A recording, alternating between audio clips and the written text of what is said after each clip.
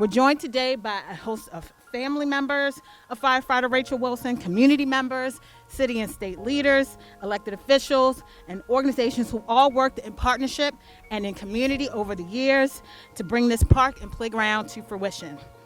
Without the work and inspiration of the community of Boyd Booth and the Wilson family, we would not be here today to dedicate a park and a playground. This park shows the achievement of a strong community of the residents of Boyd Booth, the Wilson family, and the city agencies working together to create a lasting legacy for firefighter Racheal Wilson, who gave her all for the community. It is hard to believe that 15 years ago, we lost the brave soul, Racheal Wilson. And it is truly inspiring to see this community unite year after year to keep her memory alive, to help memorialize the life of a great woman who was a loving mother, fiance, sister, daughter, friend, and our beloved neighbor. I also want to thank the Department of Planning, the Southwest planner, Kyle Leggs, who thoroughly advocated for the creation of this park, which is now the first park to be part of the Department of Planning's Baltimore Green Space Network pilot program. This park will cement Racheal's legacy and be a symbol of hope and unity to all who live here and visit this neighborhood. It is a great thing to know that I had the community that's here now with me to even just build the playground and even still care so much for the lot and just put out any small things and gestures to keep it clean. Before the playground even happened, we just had a tiny tree and brick hearts just to show remembrance of my mom, and just kept it clean every year and did cookouts for her. So being able to do a playground and give back to the community, the karate dojo, and all the kids, that just feels good to me. And just being able to have a kid to know she'll be able to come here and see this is what I built for her grandmother and have her face on the wall. It's a very good blessing for myself and my family. This community and Racheal's daughter, we started this. It took me 15 years to get it off the ground, but it's off the ground. And I thank the mayor, everyone who came out, who helped us to get this together. You see that mural behind us that's so beautiful, but also, and I say this thinking about Racheal Wilson's daughter and now granddaughter, and I think about my sons who couldn't wait to jump on that playground.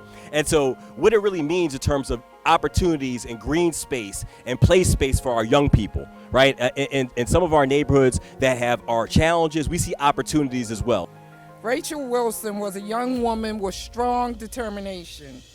She was determined and committed to helping others, which led her purpose and the opportunity of being a firefighter, entering a dangerous but necessary public service to the community.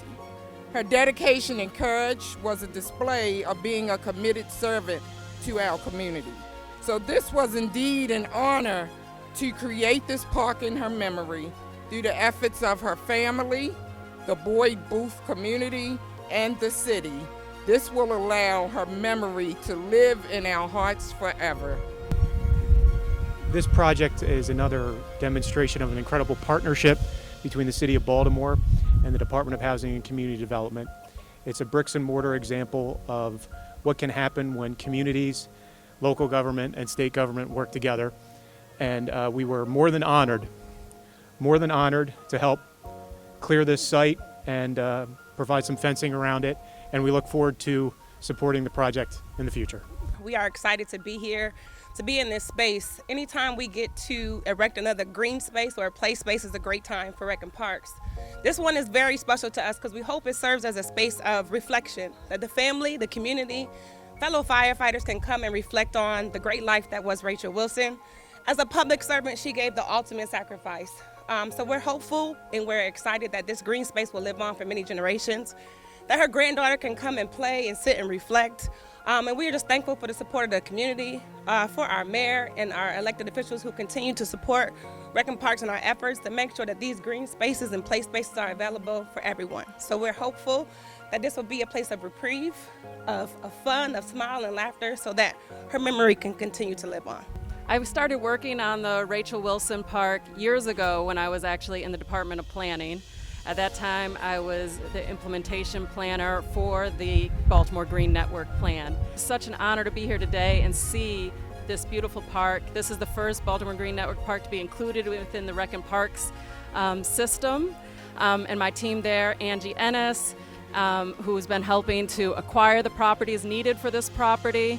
And on behalf of my commissioner, Alice Kennedy, I'm just really honored to be here, and I thank you for this moment. 15 years ago, when paramedic firefighter trainee Racheal Wilson died in the line of duty, it sent ripples through the entire fire department. And as we all stand here today, we are still faced with that same chilling feeling. But this time, the feeling of gratitude is taking over the space in our hearts.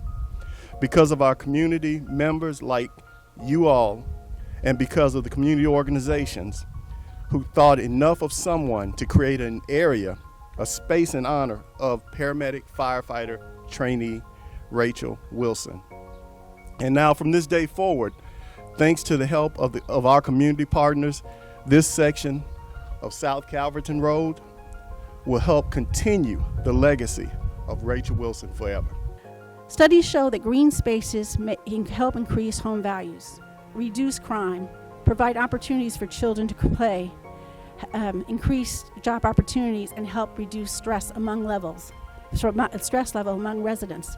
But working together to create and design a park also unifies people and helps them to create a common vision of their community and the community's future.